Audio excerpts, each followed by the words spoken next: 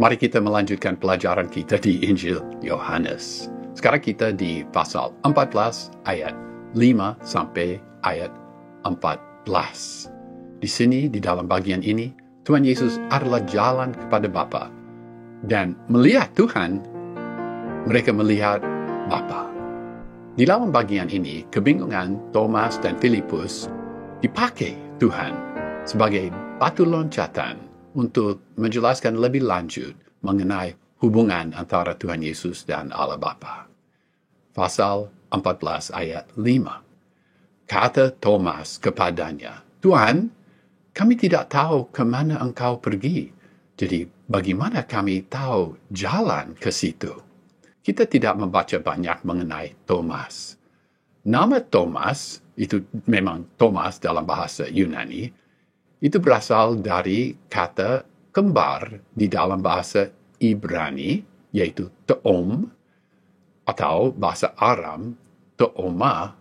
Perjanjian Baru tidak menceritakan apa-apa mengenai kembar Thomas. Sikap dan perilaku Thomas diceritakan di dalam pasal 14 ayat 5, pasal 20 ayat 24 sampai 29,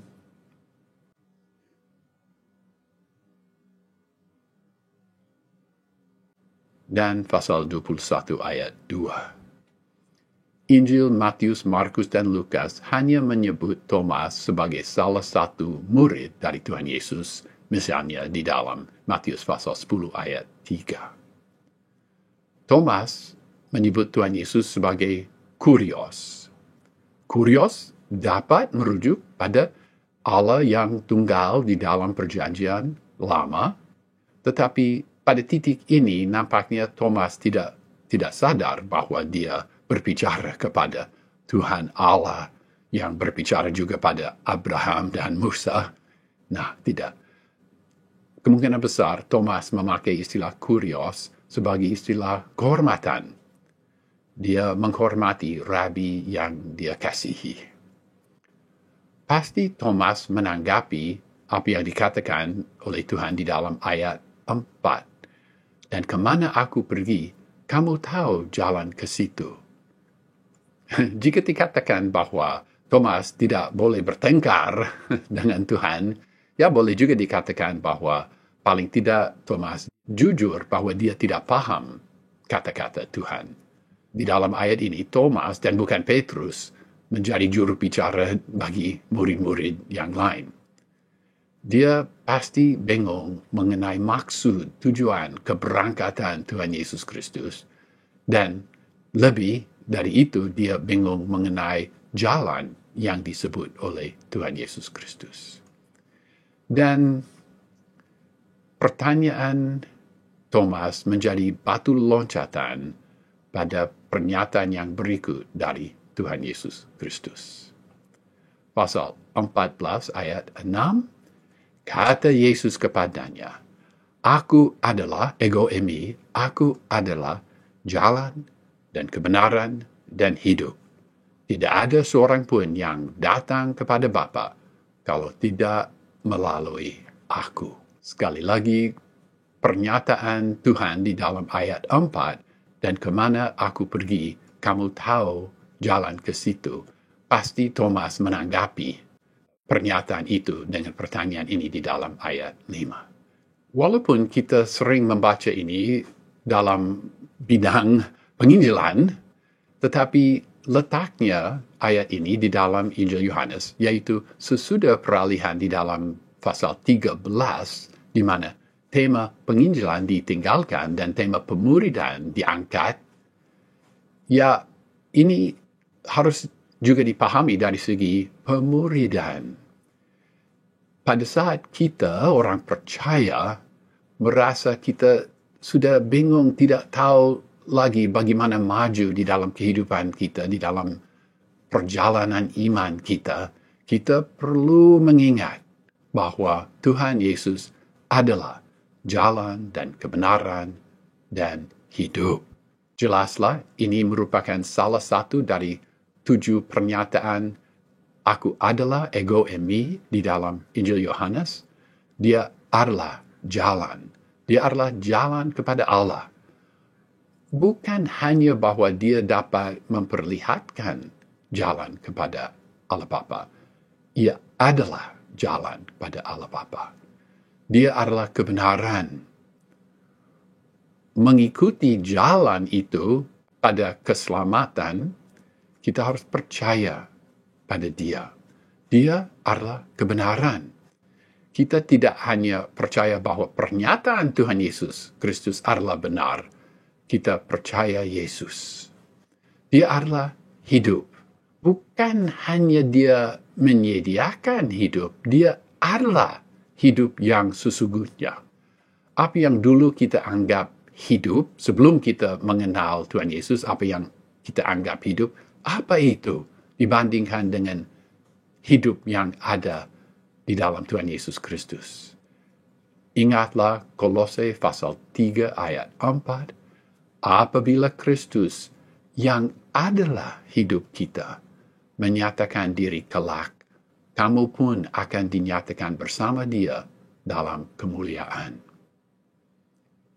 Ya, Morris mengamati bahwa ayat ini menuntut iman dari murid-muridnya. Karena ya, Dia yang adalah jalan kepada Bapa, Dia dipakukan pada kayu salib. Dia yang adalah kebenaran dihancurkan nampaknya oleh mereka yang mengasihi dusta. Dia yang adalah hidup mati. Ayat ini tidak berkata bahwa Dia adalah salah satu jalan kepada Bapa. Oleh karena ini awal di dalam kalimat itu, ungkapan tidak ada seorang pun, ungkapan itu ditekankan oleh karena posisinya sangat awal di dalam kalimat itu. Tidak ada jalan lain kepada Bapa. Tidak ada agama lain. Tidak ada kepercayaan lain yang sebenarnya membawa orang pada Allah. Tidak ada ajaran atau hukum atau cara hidup yang dapat menyelamatkan orang dari murka Allah karena dosa manusia. Selain Yesus Kristus, tidak ada jalan pada Bapa. Ini benar hari ini, ini selalu benar, walaupun banyak orang tidak setuju dengan itu. Memang sangat luar biasa pernyataan ini, bahwa tidak ada orang yang datang pada Allah kecuali melalui Tuhan Yesus. Tetapi lebih luar biasa ayat-ayat yang berikut. Di dalamnya kita membaca bahwa Tuhan Yesus mempunyai satu identitas bersama dengan Allah Bapa. Pasal 14 ayat 7. Sekiranya kamu mengenal aku, pasti kamu juga mengenal Bapakku. Sekarang ini kamu mengenal Dia dan kamu telah melihat Dia. Jadi ayat ini mulainya suatu teguran bahwa mereka tidak mengenal apa Tuhan ataupun Allah Bapa. Tetapi dilanjutkan dengan suatu penghiburan bahwa dari saat ini mereka memang mengenal Allah Bapa karena mereka telah melihat Yesus. Ini merupakan kelanjutan dari pernyataan yang mengherankan bahwa Tuhan Yesus adalah jalan. Ya, Tuhan Yesus menegur mereka karena mereka dikatakan mereka tidak mengenal Dia, sebagaimana mereka seharusnya mengenal Dia. Tetapi sekali lagi sesudah teguran, mereka dihibur. Karena mereka yang bersekutu dengan Tuhan Yesus Kristus memang mengenal Allah Bapa. Ini memang sesuai dengan pasal 1 ayat 18. Tidak seorang pun yang pernah melihat Allah, tetapi anak tunggal yang ada di pangkuan Bapa, Dialah yang menyatakannya. Di dalam ayat ini ada pernyataan yang lebih mengherankan lagi, bahwa mereka telah melihat Allah. Wah, ini mengherankan Yahudi, ini mengherankan Yunani juga. Ini merupakan mujizat inkarnasi. Pasal 14 ayat 8, kata Filipus kepadanya, Tuhan, tunjukkanlah Bapa itu kepada kami. Itu sudah cukup bagi kami. Ya, jelas sampai titik ini, Filipus belum memahami ayat itu pasal 1 ayat 18. Saya bacakan ulang. Tidak seorang pun yang pernah melihat Allah, tetapi anak tunggal yang ada di pangkuan Bapa, dialah yang menyatakannya. Walaupun pikiran ini sudah berkembang, sudah dikembangkan sepanjang Injil Yohanes, Tuhan Yesus menyatakan Allah Bapa melalui perkataan, melalui tanda, melalui penyaliban, melalui kebangkitan. Di dalam Keluaran pasal 33 ayat 18, Musa minta, "Perlihatkanlah kiranya kemuliaanmu kepadaku." Sebagai tanggapan dari pernyataan Tuhan Yesus Kristus bahwa mereka telah melihat Bapa, Filipus lebih berani lagi daripada Musa. Pasal 14 ayat 9. Kata Yesus kepadanya, "Telah sekian lama aku bersama-sama kamu, Filipus, namun engkau belum mengenal aku. Barang siapa telah melihat aku, ia telah melihat Bapa. Bagaimana engkau berkata, tunjukkanlah Bapa itu kepada kami?" Sejak kata-kata pendahuluan di dalam Injil Yohanes pasal 1, kita semakin memahami bahwa Tuhan Yesus menyatakan Allah Bapa. Ini juga dikembangkan di sini. Ya, pasti dari satu segi, Filipus telah mengenal Tuhan Yesus Kristus. Tetapi Tuhan Yesus mempergunakan interaksi ini untuk memajukan pemahaman mereka mengenai hubungan Tuhan dengan Allah Bapa. Mereka sudah mengenal, ya agak mengenal Tuhan Yesus, tetapi pasti mereka tidak memahami kebenaran ketritunggalan Allah. Mereka pasti tidak paham bahwa mereka berada di dalam hadirat anak Allah yang kekal. Tetapi kata-kata Tuhan Yesus Kristus di dalam bagian ini akan menolong mereka untuk nanti memahami itu. Dalam pertanyaan, bagaimana engkau berkata, tunjukkanlah Bapa itu kepada kami? Kata engkau ditekankan, sehingga ada kesan bahwa Filipus agak ditegur sekali lagi. Seharusnya Filipus lebih memahami. Filipus sudah mengenal Tuhan Yesus sejak pasal 1 ayat 43. Pernyataan ini sangat sederhana, tetapi juga sangat dalam. Dia yang telah melihat aku, telah melihat Bapa. Rahasia ketritunggalan Allah ada di balik pernyataan ini. Ya, memang hakikat Allah di luar pemahaman kita, tetapi Tuhan Yesus menolong kita untuk lebih mengenal Dia dan lebih memahami hubungannya dengan Allah Bapa. Pasal 14 ayat 10, "Tidak percayakah engkau bahwa aku di dalam Bapa dan Bapa di dalam aku? Apa yang aku katakan kepadamu, tidak aku katakan dari diriku sendiri, tetapi Bapa yang diam di dalam aku, dialah yang melakukan pekerjaannya." Pasal ini dibuka dengan dorongan, percayalah pada Allah, percayalah juga kepadaku. Kunci pada keberhasilan mereka dan kunci pada rasa damai bagi mereka adalah iman pada Tuhan Yesus Kristus sebagai Dia yang berhubungan sangat erat dengan Allah Bapa, seperti diceritakan di dalam bagian ini. Jika tidak ada iman seperti itu, mereka akan diikat dengan rasa takut dan mereka tidak akan berhasil melayani Dia. Nampaknya Tuhan memanggil mereka pada iman yang lebih kaya dan lebih dalam. Ya, kita tahu bahwa mereka sudah percaya kepada Dia, ya sampai sejauh itu perkawinan di Kana di Yohanes pasal 2, sesudah mujizat itu di perkawinan itu. Tetapi Dia mau supaya mereka semakin percaya kepadanya. Baik di dalam Yohanes pasal 10 ayat 37 dan 38, maupun di dalam pasal 14 ayat 10 ini, kesatuan antara Tuhan Yesus Kristus dan Allah Bapa didukung dengan perbuatan Allah Bapa yang dinyatakan oleh Tuhan Yesus Kristus. Pasal 14 ayat 11. Percayalah kepadaku bahwa aku di dalam Bapa dan Bapa di dalam aku. Atau setidak-tidaknya, percayalah kepadaku karena pekerjaan-pekerjaan itu sendiri. Ayat ini mendorong mereka supaya percaya.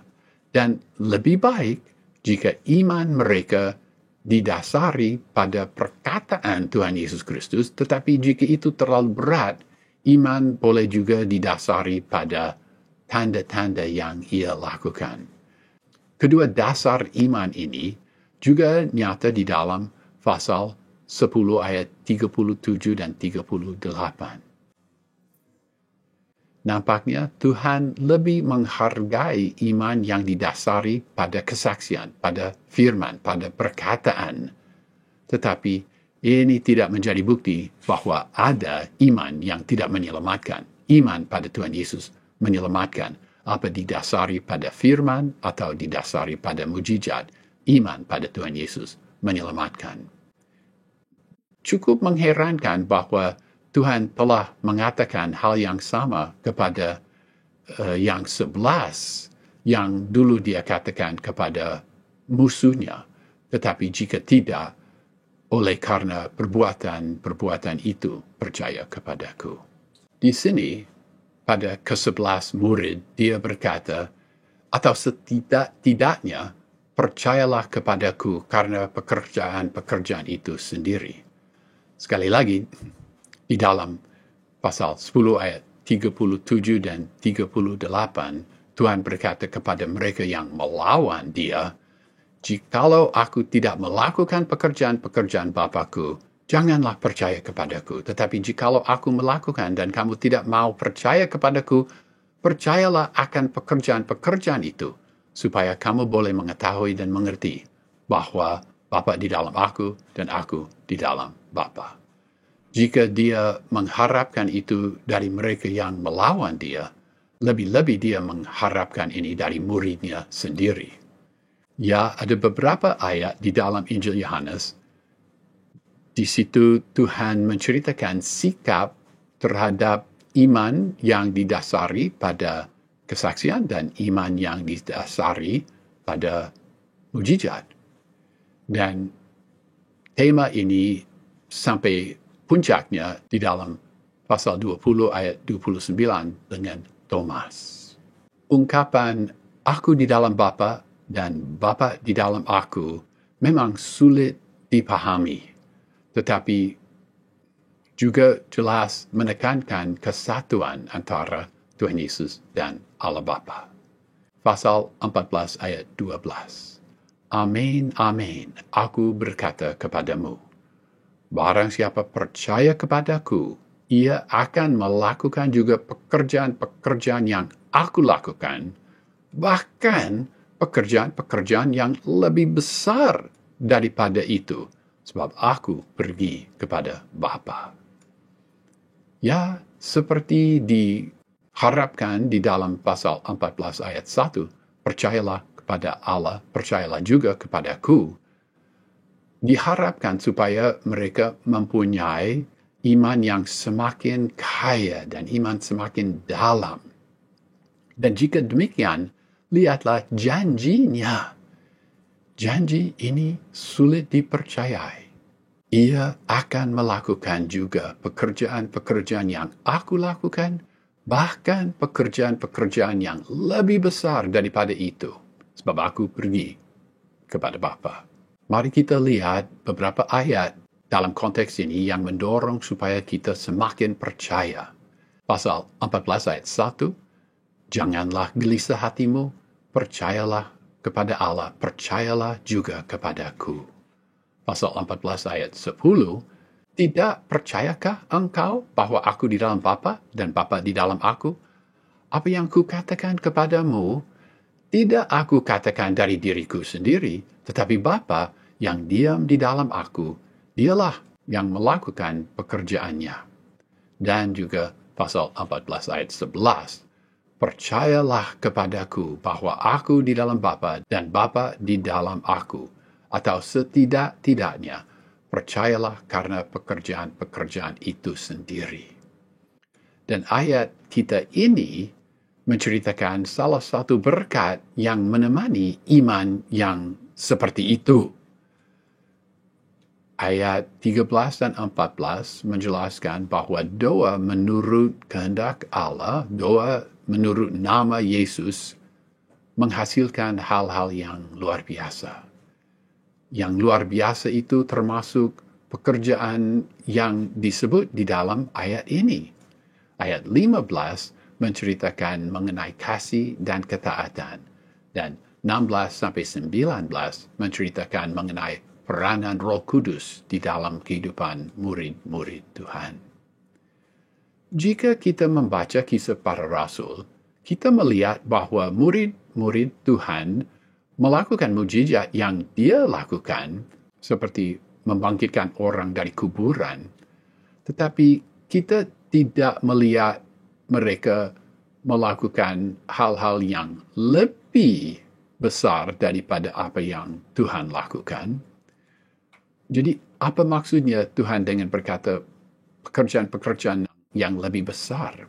Morris berpikir bahwa lebih besar berarti jumlah mukjizat yang akan dilakukan dan bukan tingkat keheranan atau kemuliaan mukjizat-mukjizat itu. Carson tidak setuju. Menurut Carson, perbuatan-perbuatan mukjizat-mukjizat yang dilakukan oleh murid-murid Tuhan setelah kematian, kebangkitan, dan kenaikan Tuhan Yesus Kristus lebih besar karena mukjizat itu terjadi di dalam zaman baru. Suatu zaman yang didasari pada kematian, kebangkitan, dan kenaikan Tuhan Yesus Kristus. Yang maksud Carson adalah bahwa kebangkitan Tabita di dalam kisah para rasul pasal 9, misalnya, lebih besar daripada kebangkitan Lazarus, karena kebangkitan Tabita lebih jelas menyatakan kemuliaan Tuhan Yesus yang telah bangkit dari kuburannya. Ada satu lagi penjelasan mengenai maksud Tuhan Yesus Kristus. Mungkin kalimat ini merujuk pada keberhasilan penginjilan dan pemuridan sedunia dilakukan oleh murid-murid Tuhan setelah Tuhan Yesus pergi ke Allah Bapa dan mengutus Roh Kudus. Mungkinkah mukjizat pertobatan dan keselamatan dari begitu banyak orang dari bangsa-bangsa kafir? Mungkinkah pertobatan dan keselamatan itu merupakan pekerjaan yang lebih besar? Ataupun ketiga penjelasan ini bergabung dan menjelaskan maksud Tuhan Yesus Kristus. Kita juga mengamati bahwa Tuhan Yesus kembali kepada Allah Bapa, itulah yang memungkinkan perbuatan-perbuatan mukjizat-mukjizat itu dilakukan.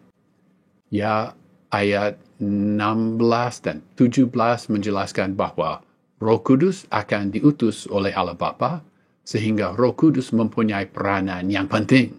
Di dalam pembahasan ini kita juga perlu mengingat pasal 20 ayat 21, damai sejahtera kepadamu. Sama seperti Bapa mengutus aku juga mengutus kamu. Pasal 14 ayat 13, dan apa juga yang kamu minta dalam namaku, aku akan melakukannya, supaya Bapa dipermuliakan di dalam Anak. Janji ini menjelaskan janji di dalam ayat 12. Perbuatan yang lebih besar itu dikerjakan melalui doa dalam nama Tuhan Yesus Kristus. Ungkapan dalam nama Yesus jangan dipakai sebagai mantra Kristen.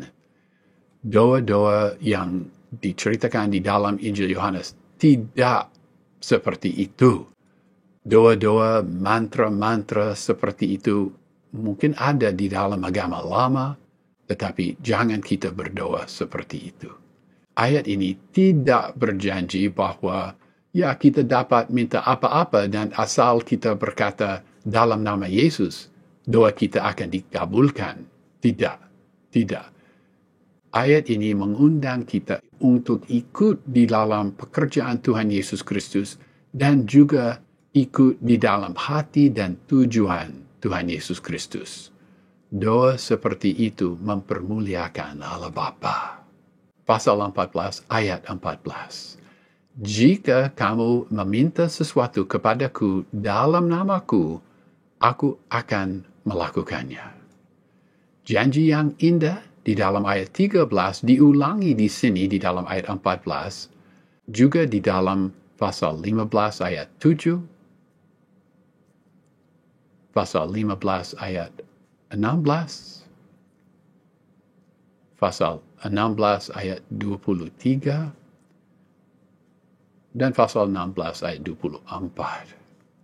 Mengenai ungkapan dalam namaku, murid-murid Tuhan yang dapat berdoa dalam nama Tuhan Yesus Kristus, yaitu murid-murid yang memahami hati dan pekerjaan Allah Bapa, murid-murid yang terbeban mendukung hati dan perbuatan pekerjaan Allah Bapa. Merekalah yang mengasihi Dia. Orang percaya yang tidak mengasihi Tuhan Allah tidak memahami apa-apa di dalam lingkup cakup nama Yesus. Ya, sebagai ringkasan dari bagian ini, ayat-ayat ini mulai dengan pernyataan yang luar biasa bahwa Tuhan Yesus adalah satu-satunya jalan kepada Allah Bapa. Tetapi lebih lanjut, kita membaca yang lebih mengherankan lagi yang dapat diringkaskan dengan suatu ungkapan bahwa Tuhan Yesus dan Allah Bapa memiliki identitas yang sama. Yesus Kristus dan Allah Bapa memiliki identitas yang sama. Sehingga melihat Tuhan Yesus, kamu melihat Allah Bapa. Tuhan Yesus adalah di dalam Allah Bapa dan Allah Bapa adalah di dalam Tuhan Yesus. Dan jika hal ini, bahwa Yesus Kristus dan Allah Bapa mempunyai identitas yang sama, jika ini tidak cukup mengherankan, kita belajar lebih lanjut bahwa ya kita percaya mengenai ini, kita dapat melakukan perbuatan-perbuatan yang lebih besar dan doa kita akan dikabulkan. Amin.